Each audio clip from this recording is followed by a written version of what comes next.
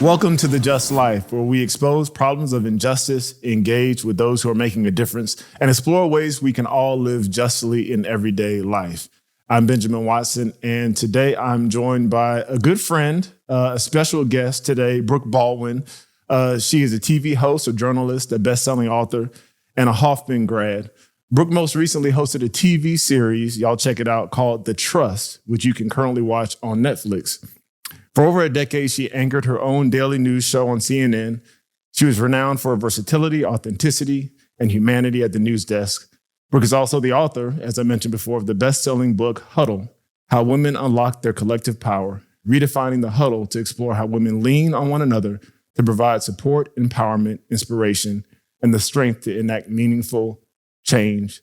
Brooke Baldwin, welcome to The Just Life. Thank you so much for having me. Look at us. The tables are turned. Now I'm on your show. I know. You got all fancy on me, Benjamin Watson. Well, I can have you just come to anything regular. Wow. I mean, you know, This is, I watched you. I remember watching you literally, we met while we met. We met on TV. On TV way back in 2014. Yeah. And we'll talk about that a little bit. But I remember watching you literally. I'd be about to go to practice and I would see you, we would go to practice at about 1:30 or so, and I'd see you on your midday show and be like, oh, there she is doing her thing for all the world to see. Yeah, that's right. And then when you go out to practice and but it's good to see you. It's so nice to be here. Yeah, it really is a pleasure and an honor. And you're just one of those people, I hosted that show for over 10 years. What a privilege, to be in millions of living rooms and locker rooms. Yeah. And, but you're one of those people that really left a mark on my heart. We had really important, meaningful conversations. A lot of people would be like, oh, he's a professional football player. Like, you brought it.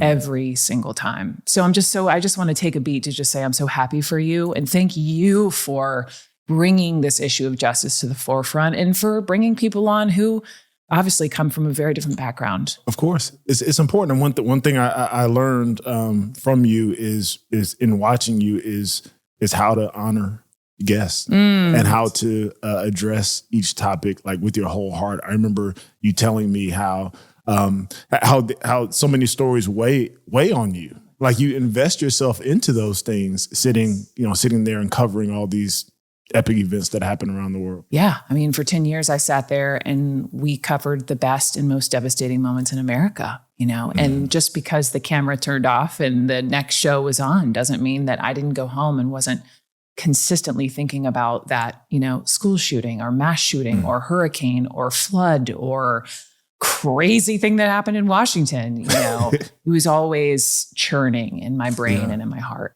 Yeah. So when we met, it was 2014. Wow. And, 2014. Yes, this was Ferguson. That was Ferguson Michael Missouri. Brown. Yeah. I mean, it's been over a decade. Wow. And I wrote a Facebook post. Didn't even really know how to post on Facebook. Somebody did it and it went viral. And then I get a call from CNN and I was like, oh my goodness, I'm gonna go talk to CNN. Oh my goodness. Like, oh man, let's go. Like grandma gonna see this. Yes. Like this is gonna be big. So better wear coat and tie. Coat and tie. Exactly. I go in there and I'm talking to you and we're talking about it. And I'm talking about, obviously the racism, the injustice, the uncertainty of what had happened. This was a string of events that had happened. Yes. Over the course of the last few summers where, there was just this heightened awareness. Yeah. And I remember talking about my faith and talking about Jesus. And then all of a sudden it's cut off and then everybody went nuts. And people were really upset at you. People were like, and she CNN. doesn't love Jesus. People hated me. People hated CNN because can we just set the record straight? Yeah, go ahead. First of all, what happens in TV sometimes, because I was in New York in our studio, and you were sitting in New Orleans, and we had you in a studio, and you were up on the bird, meaning you were up on a satellite, and we had to hit 4 o'clock, like Eastern time, 4:00, and I am like starting to sweat because I'm seeing the clock, tick down on my camera, and you had all these important points to make, and I wanted to squeeze all the juice out of the orange, but then once 4:00 hit, it was like, you were out. The bird went down, and a lot of people thought that we just cut you off because of you talking about God. And if I may, my granddaddy Fulton, who was a Presbyterian minister for many, many years, would have been like rolling over in his grave up in Arlington National Cemetery. That is certainly not the reason, you got cut off. It was just like satellite and unfortunate timing. And people don't know that in my ear, you told me, no, maybe the producer. No, you said it. I would have said it out loud. You said it out loud. 30 seconds, said, Benjamin. All right, in the last 30 seconds, do X, Y, and Z, wrap it up. And I swear I didn't go longer than 30 seconds, but I probably did. And then all of a sudden it was gone. I remember reaching out to you afterwards, and you told me exactly that. Yeah. It was a satellite. So now that that's clear again for the third time. Now that that's out there. I'm sure. Now we can laugh about it. I'm sure on social media it'll pop up again. I'm sure it will. But it was nothing nefarious. But on my way here, because it's been over 10 years, I really sat and watched you again talking about that letter that you wrote about that time in Ferguson, and talking about, how America doesn't have a skin, meaning like a skin color problem, it has a sin problem, and talking about that you had sympathy for not just, of course, Michael Brown and his family, but for the officer, for all kinds of folks involved, which I thought was really brave and unexpected for you to say coming on. So just 10 plus years later, again, just thank you for coming on, and thank you for writing that letter. Yeah. And being that leader. Yeah. These issues are so complex. Yeah. And oftentimes we react out of emotion, which that's good to have emotion. But there's so many layers. And I mean, even in your own life, I love to get into your upbringing a little bit. Yeah. Because even in your own life, you see how your circumstances where you were born, the instances that happened when you were young, the injustice that you've experienced on your own, but also the people that you know from different sides of the tracks that are supposed to feel a certain way, but are anomalies and don't. And you have that sort of empathy. You can't talk about these issues in one vein. So you grew up in Atlanta, Georgia. I did. Not very far from where we are right now. That's right. Take me back to your upbringing, your childhood, as far back as you want to go. Sure. Maybe not to diapers. July 12th, 1979, Piedmont Hospital. There you go. No. You don't go that far back. But what were some of the things that happened? How did you learn about just the idea of justice? Thank you for asking me that. It's funny, as I grew up, as I was a little girl growing up here in Atlanta, I just remember my mom saying to me, that I should become a judge because I was always so fair. And I've thought a lot about that more recently. And I'm like, why did my mom say that to me? What was it? Was I raised right? Was it who I was exposed to? And looking back, our first house that we lived in here in Atlanta, mostly white folks, suburban Atlanta, you jump in your car, head down 75, you're downtown in 15 minutes. So not too far out. And I remember a couple of things.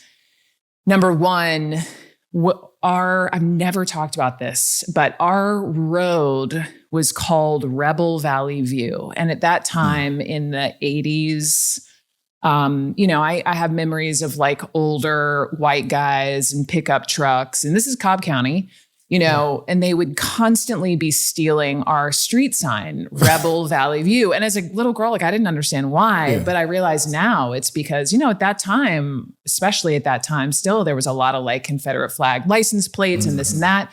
Rebel Valley View, it was just sort of the symbol of pride. Let's steal the sign and bring it and toss it in our bedroom. Behind my home was this sort of dirt road that led to this area where existed this slave cemetery. Wow. And I knew that just because of, my parents would talk about it. And if you went far back enough in my backyard, you could see some of the just old gravestones. And just being a child, being around a cemetery, being around death, but especially something happened to me, some early seeds were planted, and knowing that was a special space. I just didn't fully appreciate what it was, who was back there, and why. I just knew that the janitor from my public elementary school lived back there. Wow. And there was a young man named Walter. So I went to a public elementary school here in Atlanta, mostly white kids in my class, but I remember this one kid, Walter, Black kid. We would have to sit in a circle in the, second grade class. And I remember a lot of the kids didn't want to sit next to him.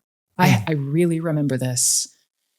And I don't know why I did. I've thought a lot about it more recently because I think I felt different for reasons I'm not entirely sure of, but I would sit next to him. Yeah. And something about, I think I knew early that it was a reason. Did I know it was the color of his skin? Did I know it was because of what part of Atlanta he lived in that other kids just weren't interested in sitting by?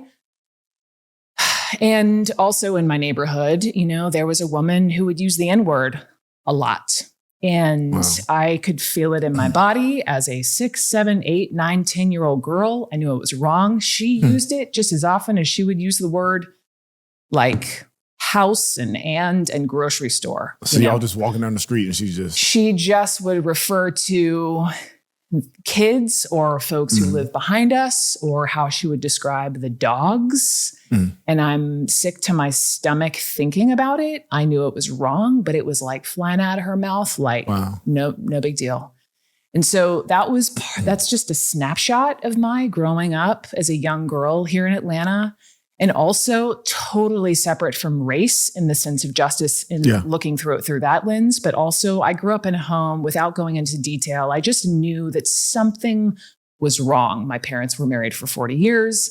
But as a young girl, I think this is what really sort of like sharpened my intuition, was I knew something was not totally right with my parents. And when you live in an environment where you know something you feel it in your body first, something is wrong, it really sharpens your sense of what's right. Yeah. And as a young girl growing older, knowing when you're living in a space and you're also starting to speak up and say, this is wrong, this is wrong, this is wrong, and you don't get listened to, that does something to you also. Wow. So there's a lot. There's a couple things. There's the injustice and the disparities in race, how Black people in your life are treated. I see your empathy in that, in the way you sat with the young man who nobody wanted to sit with. But then you're also dealing with the inferiority in gender and being silenced, and being muted, so to speak, because you're a woman and a young woman that was speaking out. Did that move you towards journalism, or was that like an inciting incident? Such a great question. I think it wasn't as on the nose as that, but looking back, yes. Like I think once I realized my astronaut career was not going to happen because I took physics. You wanted to be an astronaut too? Oh my gosh. I feel like everybody in the 80s, 90s, we all wanted to be astronauts. I remember the movie Space Camp. And I remember I went to Space Camp in Huntsville, Alabama. Like, I'm not even going to tell you how many times I went, maybe as an adult for CNN, but whatever. And so once I took physics and that was not going to happen, I wanted to be a gymnast. I didn't know I'd be 5'10". Anyway, cut to... you grow up in Atlanta, you grow up down the road from the birthplace of CNN. You go to Braves games. Remember Fulton County Stadium? I remember bringing binoculars, not just to like check out David Justice, but also, to try to spot Jane Fonda and Ted Turner. Ted Turner and that in the 90s like loomed large in Atlanta. And so I was just very aware of CNN. So I think it was like partially that and partially, I've always been a truth teller. And I have no doubt that my experience as a child, as a young woman in my home and then in my school shaped that confidence to shine a light in the darkness. Do you feel like in retrospect now, you've been done, you've been out of journalism as far as CNN goes, you're still a journalist? Yeah. Did that scratch that itch? Like, did that allow you to speak to those issues of justice that you wanted? For sure. I mean, what was it like? I mean, you covered presidential elections. Your last story was the murder of George Floyd. George Floyd was my last story. How did those stories that you covered influence you when it came to justice? How did they continue to mold you? Oh, wow. I think Gosh, I mean, I covered every major justice story, that we saw in our nation in the last roughly 10 years. Covered everything. And I was sent out to any major story, terror attacks, school shootings, justice stories. And I think what I was always really aware of was sitting in that anchor seat at CNN. I had this awareness of my privilege and also just the burden of doing the story justice. Yeah. And not only when the cameras were on and figuring out, okay, well, what does justice look like? That exact question I would have asked so many people who came on my show. Well, what does justice look like? Because justice doesn't always look the same. It's case by case. Yeah. And then once the cameras stopped rolling, whether I was on set or at the location of said story, being in the field, I was always very aware of, okay, but just because we're leaving, we the media, like what's happening with these people? There? Yeah. How are they pursuing justice? Like the weight on, having covered everything from the George Floyd murder to mass shootings, being the awareness I had, the what became friendships with some of these people and knowing that they were still fighting this fight without us, with, cameras in their faces and giving them all the space that they so deserved. That was also part of what my journey was in covering justice. Yeah. Do you feel, I think sometimes, there's almost like a football team. Everybody has a different job to do. Yes. Right? There are people who are foot soldiers, who march. There are people who legislate to protect people. We protect our neighbors and provide for our neighbors through legislation and policy. Right. There are people who do research. We can't legislate without understanding the depth and the breadth of certain problems. Right. And then there are people who have been gifted with platforms to speak about those things, whether they are in media like you were, or maybe they're authors also like you are, or podcasters, whatever. Did you ever feel inadequate when you walked away and you had to move on to the next story? Oh my God. How much time do you have? Yes. Yeah.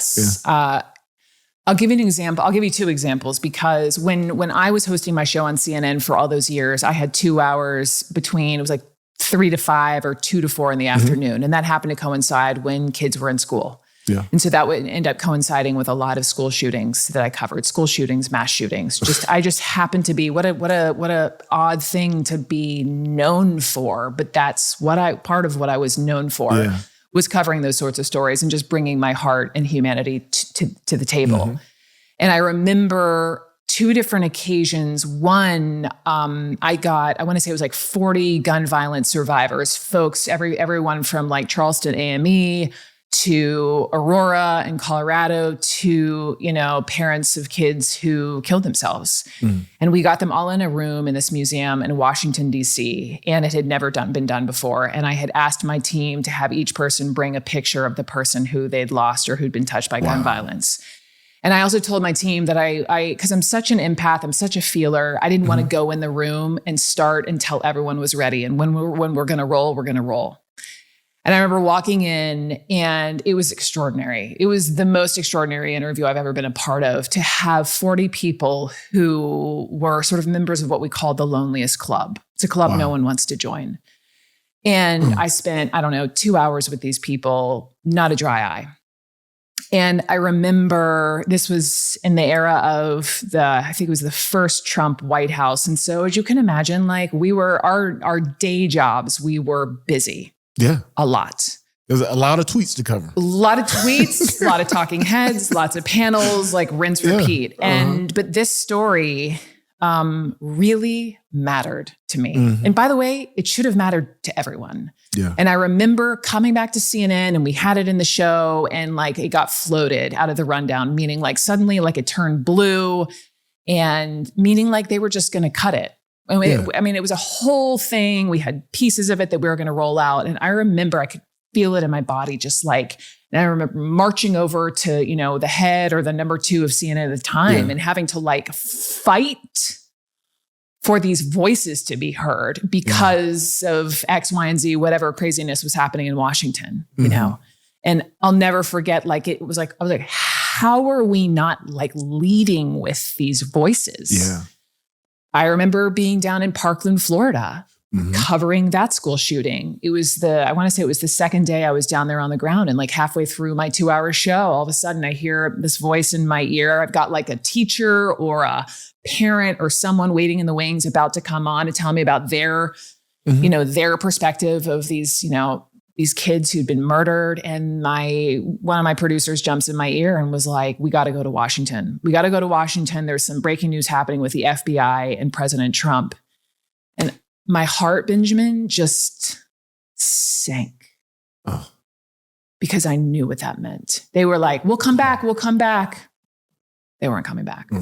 Once our entire news coverage shifted from murdered children to the president and whatever the latest thing was that was happening with the FBI. I'm not saying that wasn't important, but people's lives, actual lives. My heart was in Parkland, Florida, and shame on us for that.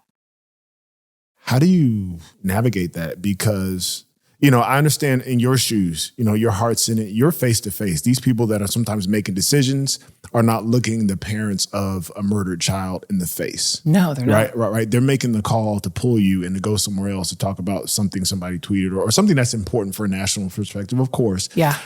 But they're pulling you, but they're not invested the way that you are. A lot of people have mistrust of media because of that very thing. Yeah. Why do those things happen? Is it because of sponsors? Is it because of the corporations that back certain media outlets that they have to have certain narratives? Like, why does that happen? I wish I could answer it. Yeah. I'm that question is really for the president of CNN at the time who made that judgment call. It comes from the tip top, and it's like a snap. It's a quick.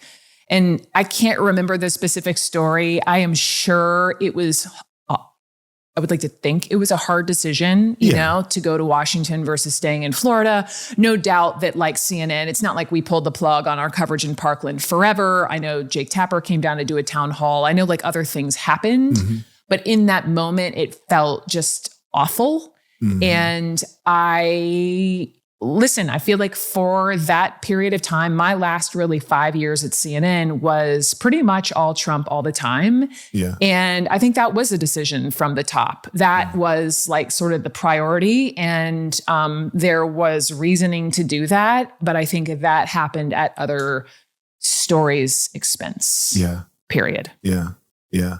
I want to ask you about kind of the solutions before we double back to a bunch of other things. But now that we're talking about, the stories that you've covered, let's take Parkland for an example and some of the school shootings. Have you ever allowed yourself to dream about what justice would look like in totality for those children, for those parents, for those communities? Like what would it take without getting policy wonky? Sure.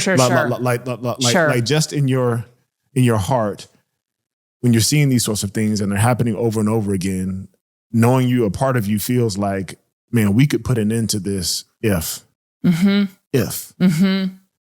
What would be the if? I think the simplest way to say it, these folks would say, we just need to like have gun sense about America. Like, listen, I'm from the South. I've got folks in my family who own guns, who love to hunt. Like, I know these folks own guns. It's not like they're saying we want to take your guns away. That's like the biggest misnomer. They're not trying to take folks' guns away, but they want to be just common sense about like gun laws and registration. And if somebody is registered with some mental illness, like that person shouldn't own or ever be able to get a gun, or certain kinds of guns that are used in these mass shootings should never, they would say, be in the hands of anyone, let alone, young people. Things like that just are like, how has that not already happened? But you have, folks on the other side who, if they give an inch, they're worried they're gonna give a mile, and so it's just this intransigence. And there have been some smaller victories. Look at Lucy McBath here, a congresswoman in Georgia. Lost her son Jordan literally because he was playing his music too loud in a gas station parking lot. She's she's been a huge champion for just justice in this space. She'd be amazing to have on. I know her. And, so victories have happened, but like it just kind of keeps happening. Yeah. So I don't know what like the giant solve is, but little by little, it can be fixed. That's the frustrating part to me. Yeah. And I can imagine as you covered, things that were happening globally over the last several years, genocides that have happened, or, you mentioned George Floyd, or things that happen with shootings. Like the difficult part for me, Brooke, is usually, what do we do now? Right. Like, how do we fix this? It's so frustrating because so what my role was at CNN, any journalist, is to cover the story as it's happening. But then once it seems to be on its way out because some other big story is on its way in, that's my point about like when the cameras start rolling, then what? Yeah. We move on to the next. Like I'm always so aware when we're at some huge story and all the satellite trucks are there and it's like a media circus. And then like 4 days later, 10 days later, the news cycle is 24 hours. It is like boom, boom, boom, boom, boom. And when we leave, that's the money question. Then what? Then what? What do we do about it? Are people who are watching or reading the news, are they moved enough? When you came on my show and read your letter about what happened in Ferguson, does that touch someone enough to like have agency to, it's like you could join an organization, or also I believe change begins at home. So it's like, how can I, in my life, in my home, within my community, in my family, how can I just show up more compassionately and curiously, look people in the eye? That's the question. Is there a responsibility from media in that respect? I mean, I love how, I've seen it, on your shows, when you cover a hurricane disaster. Yeah. And then on the bottom of the bottom third, there's information. Hurricane relief. Exactly. Hurricane relief. And I don't know how many people engage with that, but to your point, there's always someone whose heart is pricked. Yeah. And they want to go a little bit further. Yeah. Is there a responsibility for media when it comes to, number one, being truthful about what happened, but also providing opportunities for people to be involved? I think that answer depends on who you ask. Yeah. Really, I do. Everyone's like living their lives and clocks in and clocks out. I mean, being a journalist is not really a clocking in, clocking out. It's sort of like all the time, everywhere, all at once. It's like being a pastor. You're taking all that stuff home. You're taking it people all calling home. you. People calling you. You're on vacation. They're like, we need you here. Exactly. It's a calling. Kind of like I feel like what you're doing right now with the show. And sure, I mean, I think just as a leader, I feel responsible. Yeah. You said this in your publication, I'm going to call it Unraveling. My Substack, yes. Yeah, if anybody is looking for some good reading. Thank you. Subscribe to Substack, subscribe to Unraveling. But you said this recently. You said the music playing it very early seeds from me about injustice and race and God. You were talking about music that you used to listen to when you were younger. Yeah. Issues that I think a lot about today and covered so much of in my years as an anchor at CNN. I've been thinking a lot lately about the last story I covered before signing off the air, the trial in the wake of George Floyd's murder. So you talk about this music. It was Arrested Development. Do you remember? Right? Do you remember Arrested? Yes, I do. Yeah, you talk about Arrested Development and things that you were hearing and how decades later, you're thinking about these things even today. Of course I am. What are you thinking? I remember when I wrote that, I had just come out of this deep meditation. And sometimes when I meditate, like visions or songs or an idea will come to me. And suddenly it was like that album, with Fishing for Religion and Everyday People and Mr. Wendell. And it's like, it all started coming back. And there I was like this, privileged, like 10-year-old white girl, like kicking into my hammock in my backyard, somehow got my hands on this CD and listened to it so many times, I nearly broke it. And it's how I started learning about other parts of the world that I was just entirely unfamiliar with. And as I was sitting, coming out of meditation and thinking about that music and how it shaped me, I really believed it was placed like divinely for me to start my education. And And then cut to, covering, like what a moment to go out on. My entire 20-year TV news career being George Floyd. Mm-hmm. And that was my last day I want to say the verdict had happened, and then I had a show. And I remember being asked to come in and co-host the funeral coverage with Don Lemon. Yeah. Uh-huh. And the two of us kind of just riffed through the whole thing. And I remember wrapping the show and being in the elevator lobby with him. And I'm just an emotion. I'm a extra emotional human. I feel a lot. Yeah. And I remember I just started to weep. I mean, I can't speak on behalf of white people in America, but certainly my... Why not? They ask us to speak on behalf of Black people all the time. In my experience, I think that story, I remember when all of that was breaking and all the marching and the activism, and then, it kind of carried over into where I was living in downtown New York at the time. I remember all the NYPD helicopters hovering low. And that was a story that was more than the death of a man shouting for his mother as he was taking his final breaths. And it sat with everyone so differently. And for me, it really that book, White Fragility, that was on my bedside table at that time.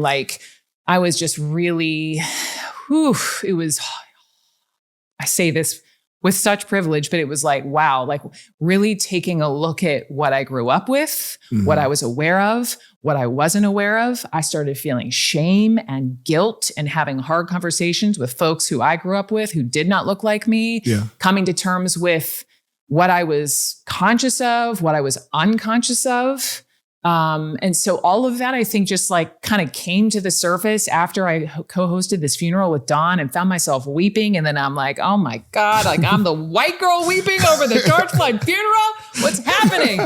But, it's just all the things we carry, and it's constantly churning in us. And that was just how I went out. Yeah. Yeah. But there's something to that, because what I found, and I'm sure you found this too, is that sometimes people feel like they can't speak about certain things if it didn't happen to them or people like them. They feel like they don't have a voice in that. Or they hide behind that and use it as a shield. How do you mean? Meaning, I don't really know what it's like to be Black in America. You could have said this. I don't really know what it's like. I wasn't taught these things. I don't think they're really real. So I'm not really going to extend myself to discover any of those things because it doesn't really impact me. And I don't think it's really real. But what I'm hearing from you is because of the music you listen to, because you grew up in a house on Rebel View Road, Rebel Valley View, because of the cemetery in the back, because of what you saw inside your home, because of your role as a journalist, you felt the need and the comfortability to say, I'm going to lean into this, even though I don't really understand everything that so many people are saying, because I know these people and I trust these people and I love these people. I want to know why they feel the way that they feel. That's right. And there's a lot of people that don't act like that. You've encountered them. I've encountered them, especially coming out of 2020 in the last 5 years or so. There's been a rift, and you can see it. Yes. You can see it in our own families. You can see it in our churches. Yes. You can see it in our communities and our neighborhoods. What is your message or your advice to people who feel like, let's just take George Floyd and race in America, for instance, feel like there's not an issue that happened way back a long time ago. There's no problem right now. Oh, wow. What do you say to those people? I'm in such my Los Angeles bubble to even know that people are feeling that way. My gosh. Here's what I would say. And this is from all of my years with a front row seat to just history and humanity. Is not only are we so totally divided in this country politically, we can't seem to agree on what's real anymore. And when you can't agree on what's real, and you see your neighbor and your neighbor walks out of her house and she looks up and is sky's blue. And you're oh no, it's not. I now see you as my enemy. and I no longer see you as human. And that, I think, is the problem we're facing right now. And we have to find a way to dig deep and get uncomfortable and embrace the mess. And, we have to face our fear. The opposite of fear isn't courage. It's compassion and empathy. Like, where has our compassion and empathy gone? We have to find it. Do you think we've ever had it? Oh, yeah. I do. You do? I do. Somewhere between the last couple presidential elections and social media and hiding behind Twitter handles and the circus, the high school food fight that is cable news, somewhere in there, we lost it. I'm a glass half full girl. I believe that I believe we've called this in, not to get all like LA woo-woo or spiritual on you, but I believe we have called this moment in. And I couldn't tell you, like, I don't have my magic 8-ball to explain how it goes to get to the other side when we are back to agreeing on what's real and what's true. Yeah. America's at an inflection point, like reality and truth are at an inflection point. But we have to get to the other side where then when we see our neighbor, we're able to say, I don't agree with you. Yeah. I may never agree with you, but I see you. Yeah. Yeah. And we're not there yet. Yeah, we're not. And we could go on that. It just shows up so many ways. And I think part of the mistrust, I'm gonna go back to media for a second, because I think that the media has a role in this. Yeah.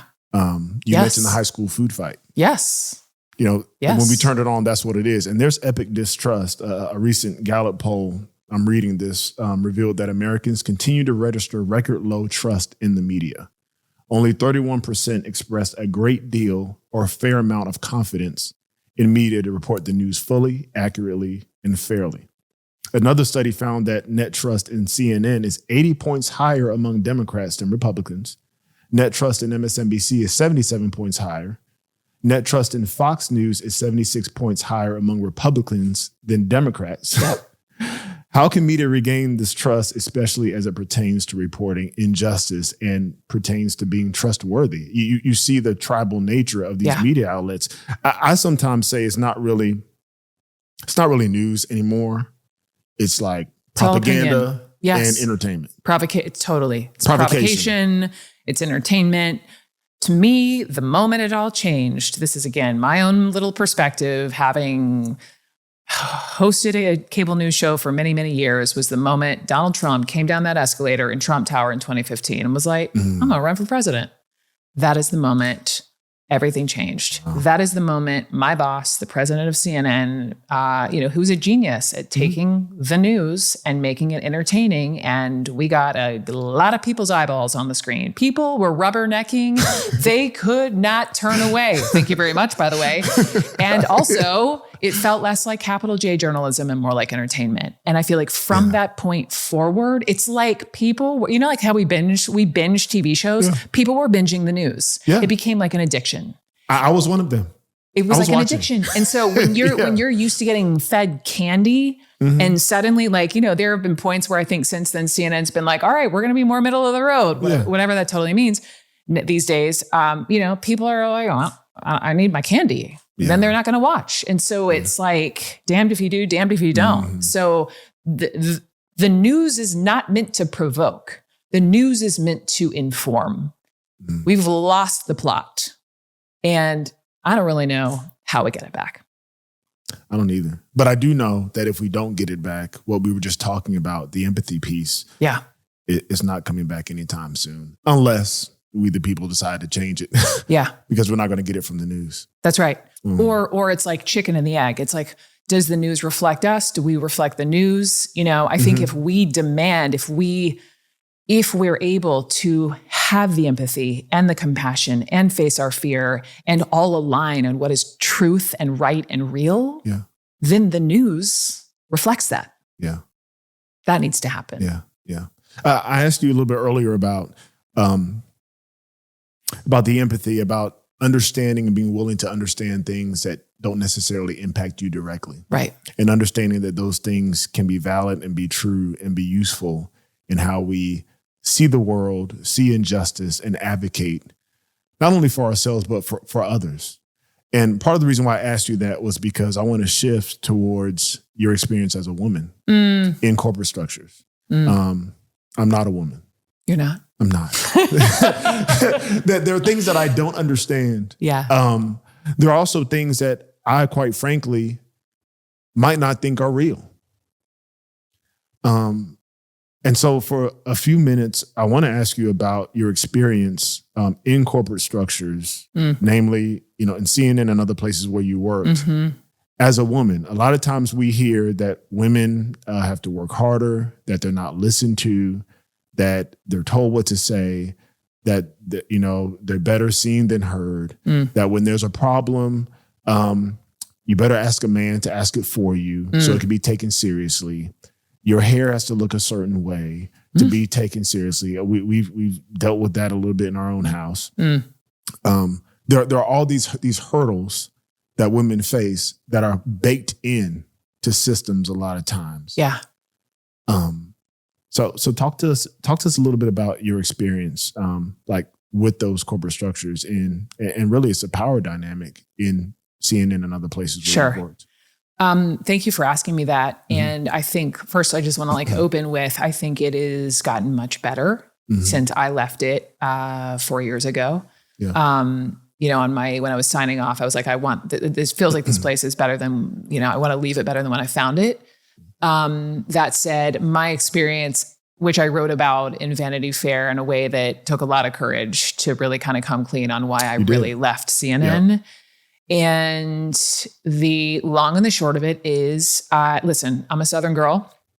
I was brought up to be a leader and a good kid and a good girl.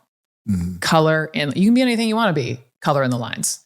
Yeah. And I followed that and it didn't serve me in the end. And specifically when it came to my show on CNN, what was wild was, in that crazy, insane news cycle, which was the first Trump White House, I needed to fill my bucket. And so I was spending all my quote unquote free time researching and writing for my book Huddle. And I'm sitting in these rooms all of a sudden with Black women judges in Houston, Texas. And I'm with, military badasses turned congresswomen in Washington and professional athletes and activists and moms and whatnot. And I learned something in my young 40s, which was how to speak up for myself, which sounds bananas because I had a microphone on every day. That's what you do. Is what I did for a living. To millions of people around the world. For a living.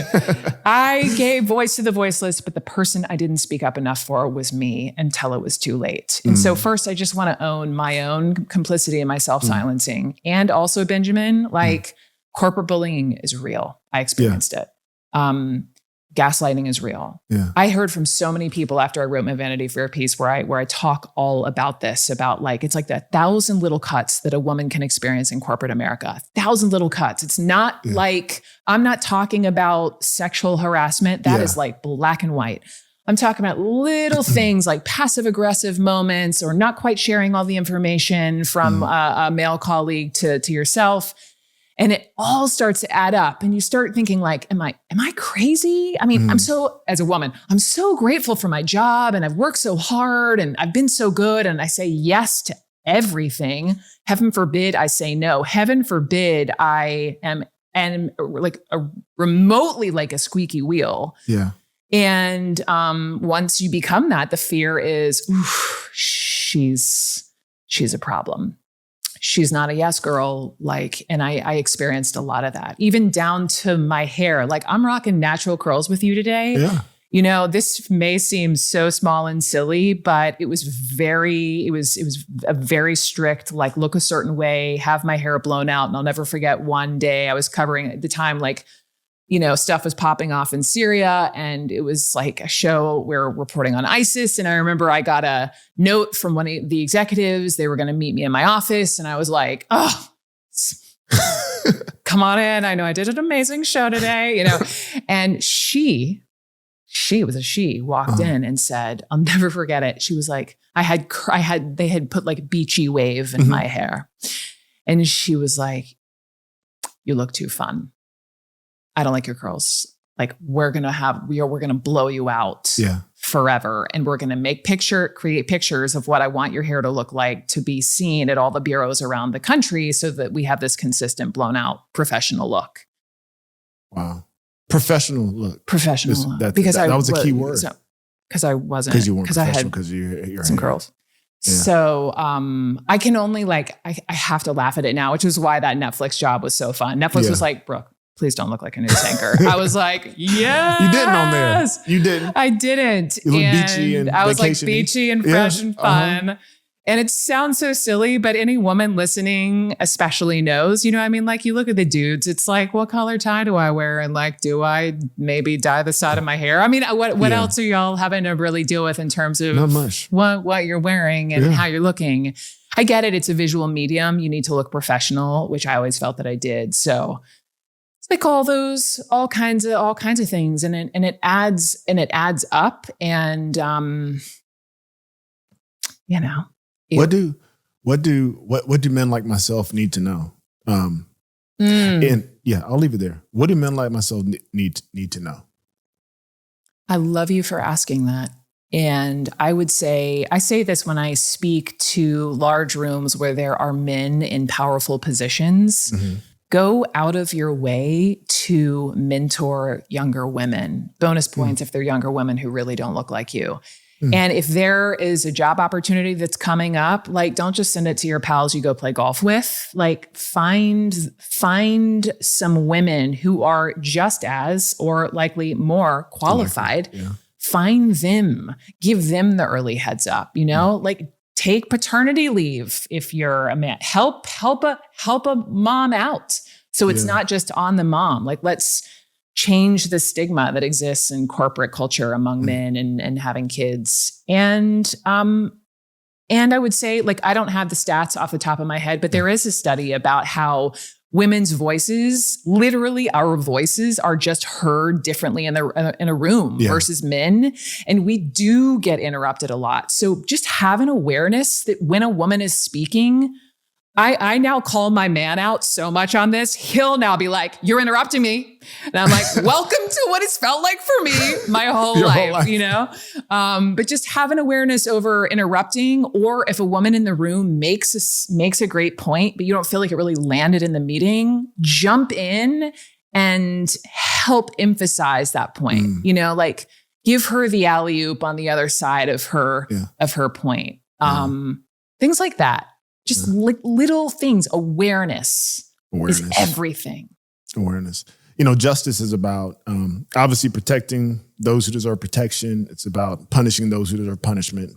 And then there's this other idea of justice as fairness in daily living, is equity in everyday living.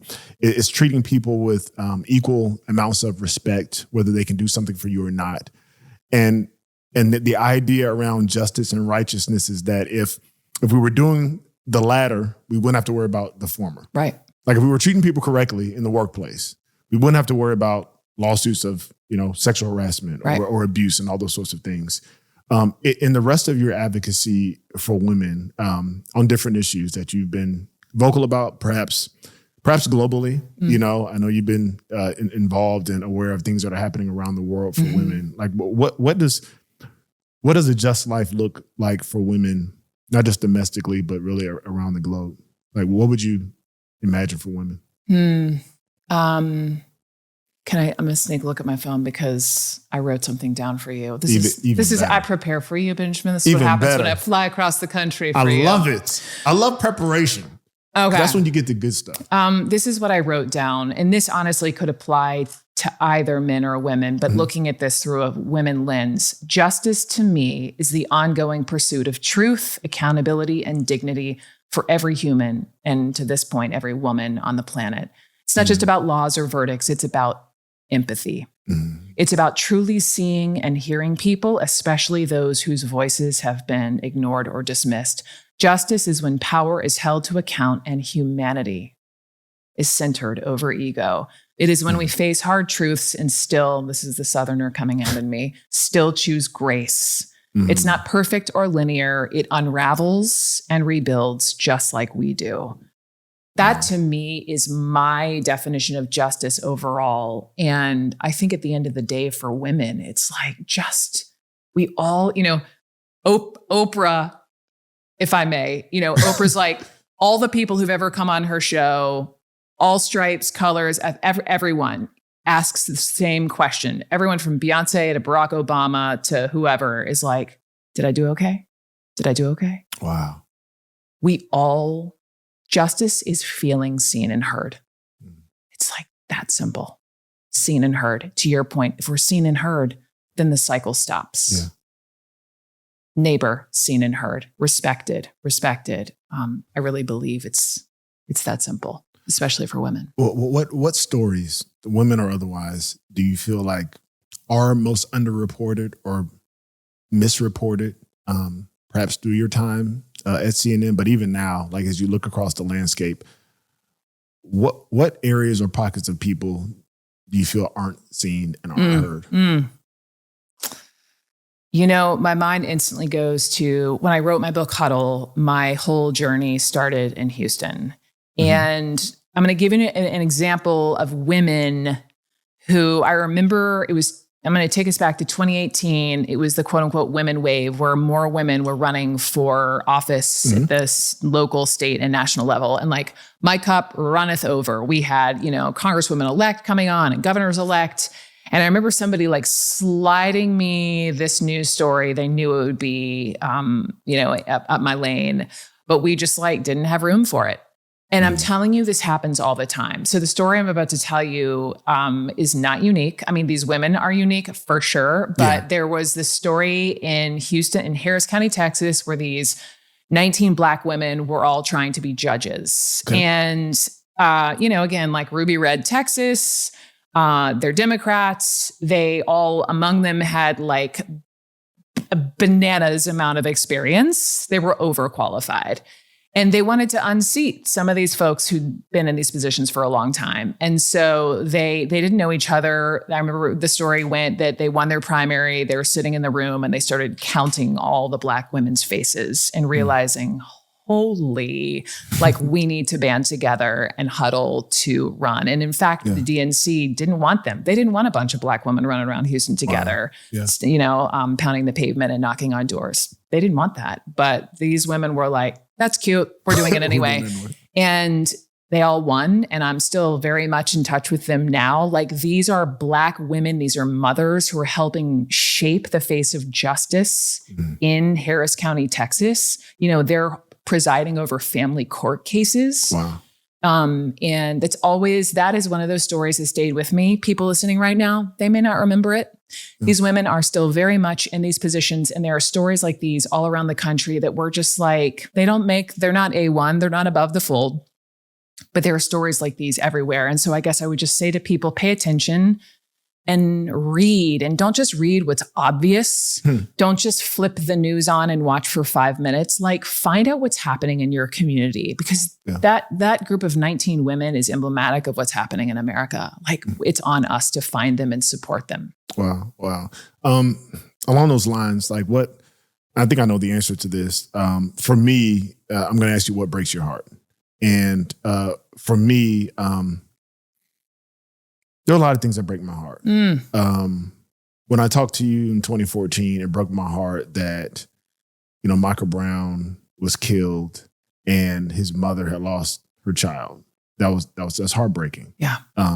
Whether the kid deserves it or not, whether, I know them or not, it's heartbreaking. It's heartbreaking to me when I hear about people who, are wrongly accused of a crime and spend tens, decades in prison. It breaks my heart when I see children who don't have proper education.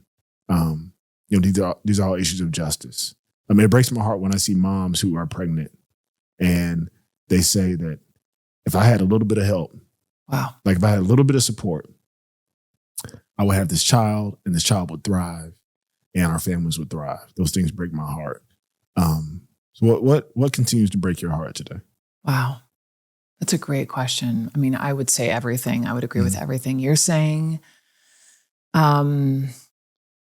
What What breaks my heart is seeing someone with so much potential and because of circumstances can't seem to fulfill it and can't seem to achieve and do and be what I believe is possible for them.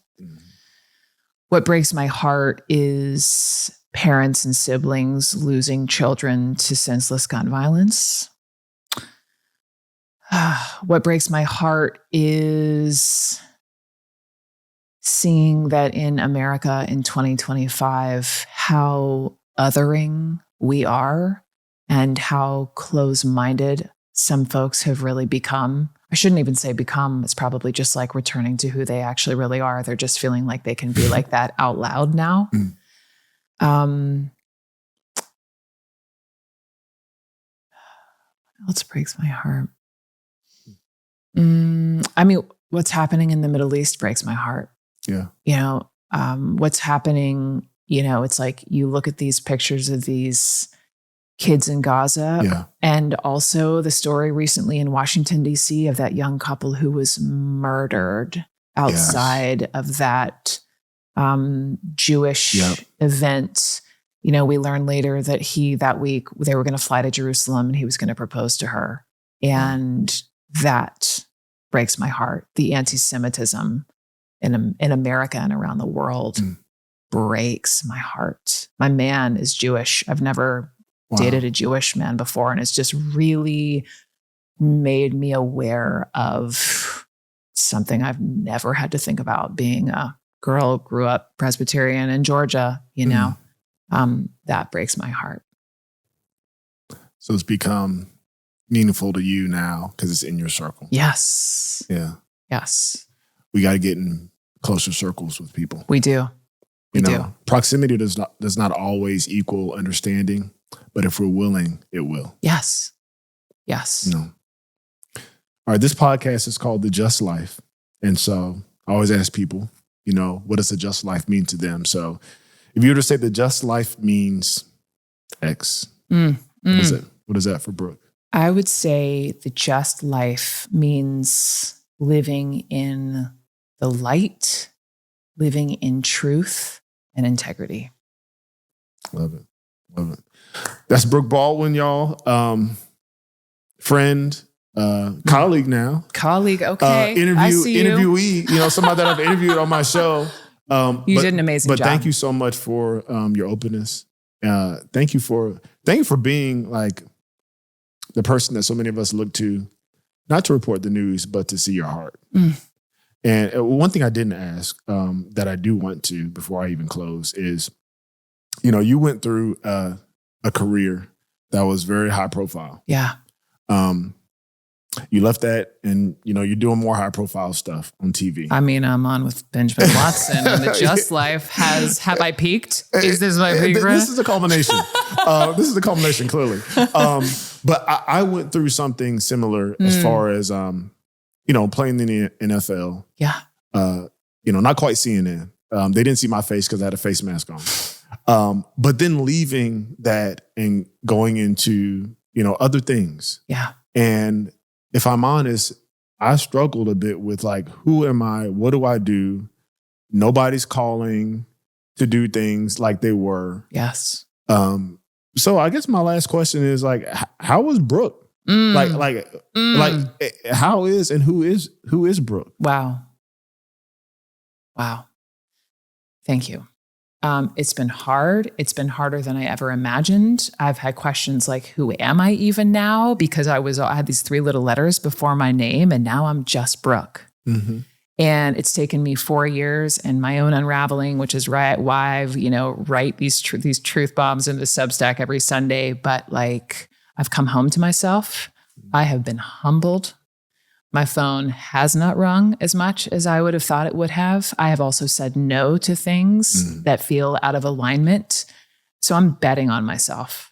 And every single time now I have an opportunity where I can show up with someone who sees my light and I see theirs, and we can just be in truth and in conversation, then like, it's a good day.